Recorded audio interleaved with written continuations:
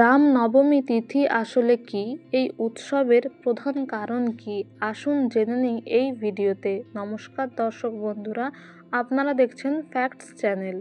রামনবমী হিন্দু ধর্মের একটি গুরুত্বপূর্ণ উৎসব, যা প্রধানত চৈত্র মাসের নবমী তিথিতে পালিত হয়। এই দিনটি অর্থাৎ রামনবমী পুরুষোত্তম রামচন্দ্রের জন্মদিন হিসেবে পালিত হয়। রামচন্দ্র ছিলেন বিষ্ণুর সপ্তম অবতার, তাই তিনি আজও ধরাধামে পূজিত হন।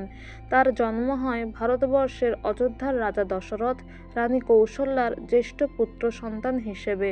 যদিও রামায়ণ থেকে আমরা জানতে পারি, পুত্রেষ্টি যজ্ঞের ফলস্বরূপ রাম, লক্ষ্মণ, ভরত, শত্রুঘ্ন এই 4 ভাইয়ের জন্ম হয়। রামনবমীর একটি অন্যতম বৈশিষ্ট্য হল রাম স্তোত্র বা রামায়ণ পাঠ। এই রামায়ণ পাঠের মাধ্যমেই আমরা রামচন্দ্রের জীবন সংগ্রাম, জীবন দর্শনের কথা জানতে পারি। তার সৎসাহস, তার অসীম ধৈর্যের পরিচয় আমরা পাই।